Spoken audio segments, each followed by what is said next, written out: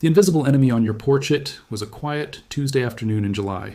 Sarah had just finished hanging the last of the laundry when she felt it, a sharp, burning sting on her wrist. She looked down and saw a yellow jacket crawling across her sleeve. She stepped back, and that is when she saw them.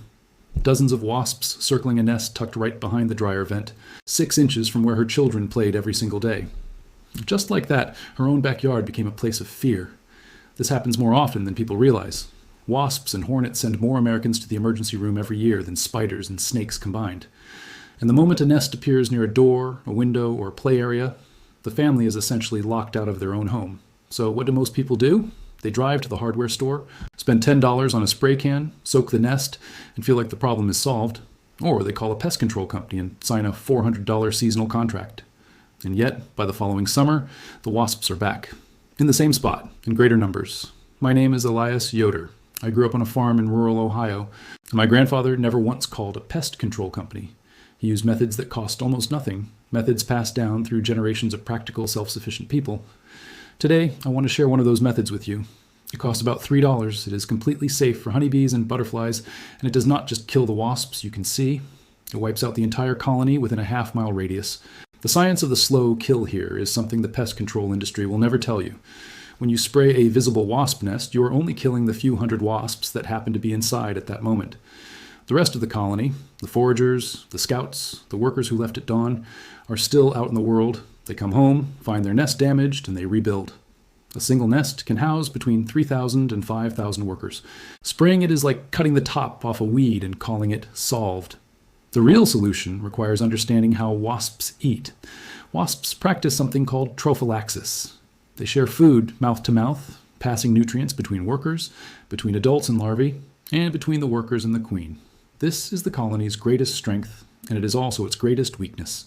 The active ingredient in this method is boric acid, a naturally occurring mineral compound with a very specific and very useful property. It does not kill instantly.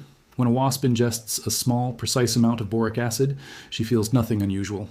She carries the bait back to the nest, shares it through normal feeding behavior, and the compound spreads to the workers, to the larvae, and ultimately to the queen. No queen means no colony. The entire nest collapses from within, like a Trojan horse. And because the bait is formulated to attract wasps and repel honeybees, your garden pollinators are left completely unharmed. The secret recipe and assembly. The shopping list is simple. You will need pure boric acid powder, available at most pharmacies for under $3. You will also need cheap apple juice, apple cider vinegar, and a small spoonful of jam or fruit preserves. That is it. Start with 1 cup of apple juice in a bowl, add 1 tablespoon of apple cider vinegar. The vinegar is not just a flavor ingredient, it is a bee safety guard. Honeybees are strongly repelled by the smell of apple cider vinegar. Wasps, on the other hand, completely ignore it. This single ingredient is what makes the bait selective. Now add your spoonful of jam and stir until dissolved. The mixture should look like slightly cloudy apple juice. Next comes the most important step, and you must be precise. Add exactly 1/2 teaspoon of boric acid, no more, no less.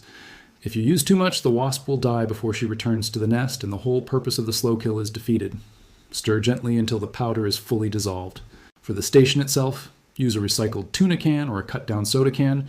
Pour about 1 inch of bait into the can.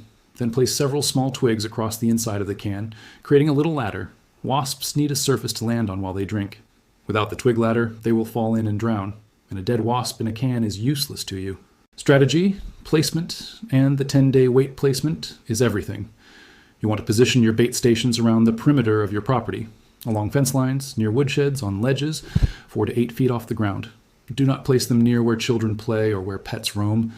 Think of it as drawing a feeding ring around the edges of your yard, well away from the center of activity. For the first day or two, you will see significant wasp activity around the stations.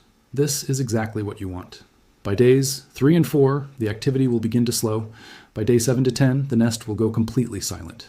If you have an emergency nest right beside a door or entry point that cannot wait 10 days, here's the immediate fix. Mix dish soap and water in a spray bottle.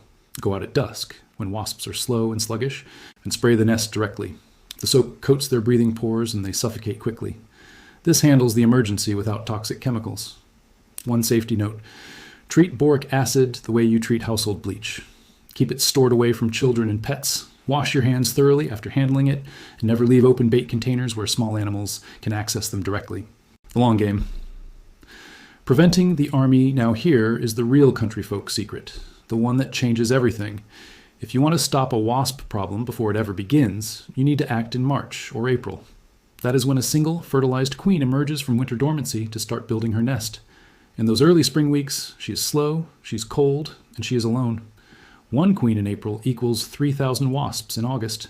If you set out your bait stations early in the season, you catch the queen before she lays a single egg. There is no nest to spray, no emergency to handle, no colony to destroy, because it never formed.